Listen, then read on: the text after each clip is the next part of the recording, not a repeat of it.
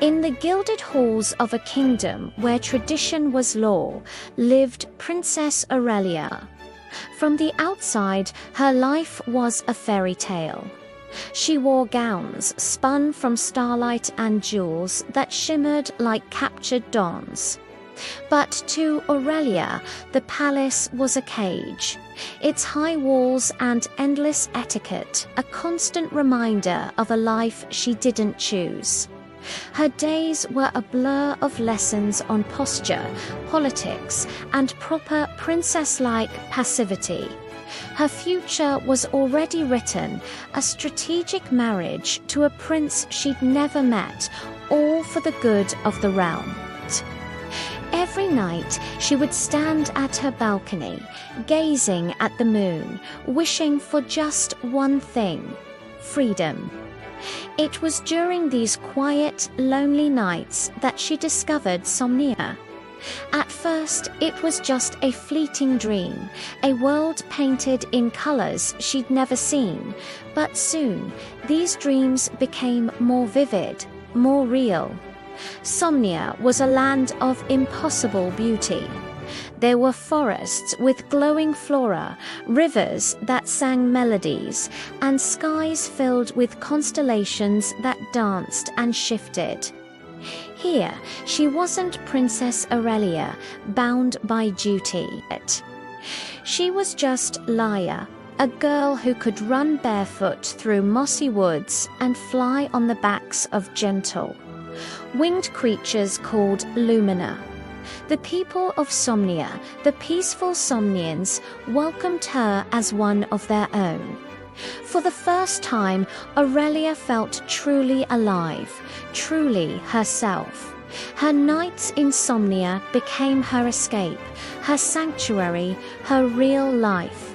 Her days in the palace felt more and more like the dream, a dull grey shadow she had to endure. One night, something was wrong. Aurelia arrived in Somnia to find the vibrant colors muted, the singing rivers silent.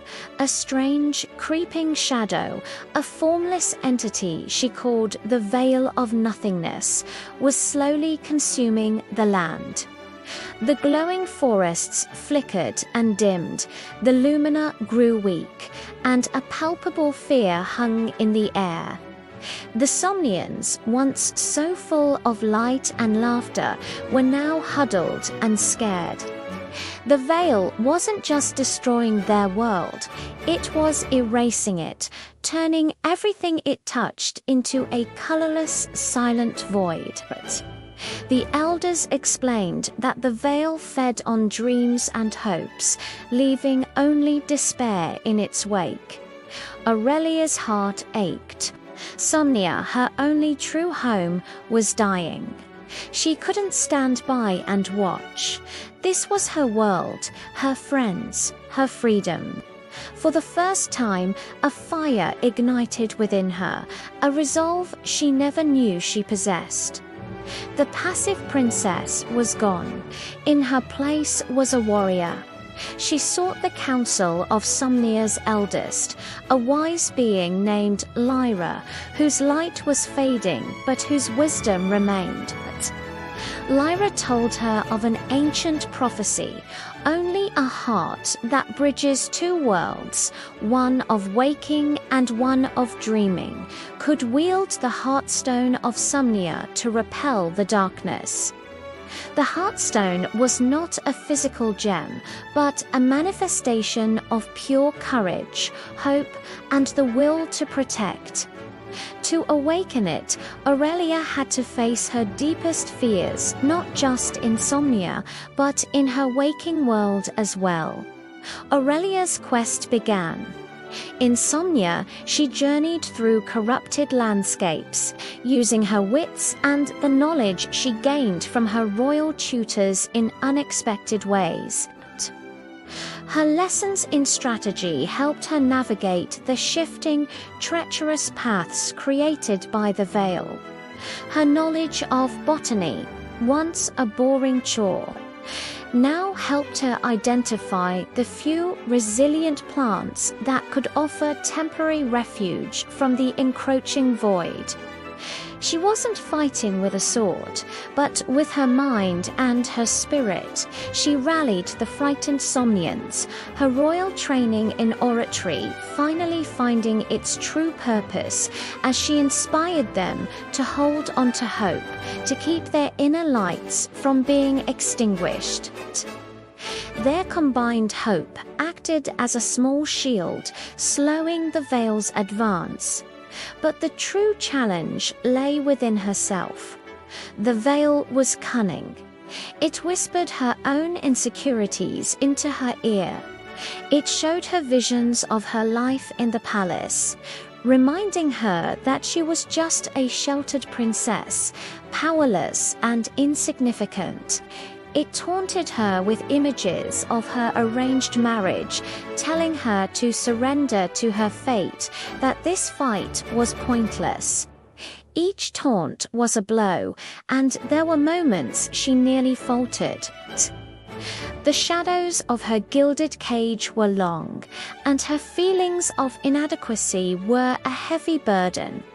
To fight the Veil, she had to fight the voice inside her that said she wasn't good enough. She had to believe she was more than just a princess. She was the savior Somnia needed. The connection between her two worlds became clearer. As she grew braver in Somnia, she found a newfound strength in her waking life. She started speaking her mind during council meetings, questioning centuries-old traditions that seemed unjust. She proposed new ideas for the kingdom, drawing inspiration from the harmony of Sumania. Her parents and the court were stunned by this transformation. The quiet, obedient princess was now a passionate and articulate leader. She was no longer running from her duties. She was reshaping them, forging her own path. Her courage in the waking world, in turn, fueled her power in Somnia. Each small act of defiance in the palace made her inner light burn brighter in her dreams, pushing back the Veil. The climax arrived. The Veil had reached the heart of Somnia, the sanctuary where the Lumina were born. It was now a monstrous, swirling vortex of despair, threatening to swallow everything. Aurelia stood before it, all her fears and doubts swirling around her. It showed her a final, terrifying vision. Her alone, trapped between both worlds, belonging to neither. For a moment, she froze. But then, she thought of the Somnians who believed in her. She thought of the future she was building for herself in her own kingdom. She realized the Veil's greatest weapon was her own fear. And she chose not to be afraid anymore. With a defiant cry, she declared, "I am not just a princess. And I am not just a dreamer. I am Aurelia, and I will not let you take my worlds from me." At that moment, a brilliant light erupted from her chest. It was a blindingly beautiful light, pure and powerful, a fusion of her royal heritage and her free spirit. She channeled all her hope, all her courage, and all her love for both her worlds into that light. The beam shot forward, striking the core of the Veil of nothingness. The darkness shrieked and recoiled, unable to withstand such pure, unwavering hope. The Veil dissolved, not in an explosion, but like a shadow vanishing at sunrise. Color and life flooded back into Somnia. The rivers began to sing again. The forests glowed with renewed vigor, and the Lumina soared through the skies more radiant than ever. The Somnians cheered. Their world saved, Aurelia had done it. She hadn't just saved her dream world, she had saved herself. When she awoke the next morning, something had fundamentally changed. The weight of the crown felt different. It was no longer a burden, but a responsibility she was ready to bear on her own terms. She walked into her father's study, not as a child asking for permission, but as a future queen making a declaration. She calmly and firmly called off the arranged marriage, explaining that she would rule, and one day, if she chose, she would marry for love, not for an alliance. She presented a detailed plan to improve the lives of their people, filled with innovative ideas inspired by Smnia. Her father, seeing the unwavering strength and wisdom in her eyes, saw not a rebellious girl, but a true leader. For the first time, he listened. He agreed. Princess Aurelia became a legendary queen, known for her wisdom, compassion, and courage. She ruled with a unique perspective, bridging the practicality of her world with the boundless creativity and harmony of Somnia, which she continued to visit in her dreams. Her kingdom flourished under her guidance, becoming a realm of unprecedented prosperity and happiness. She proved that a cage is only a cage if you let it be, and that true freedom isn't about escaping your life, but about finding the courage to shape it into one you love.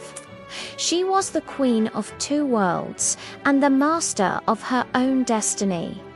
Thank you so much for watching this story unfold. If you enjoyed Aurelia's journey, don't forget to like, subscribe, and hit that notification bell so you don't miss our next adventure. See you next time.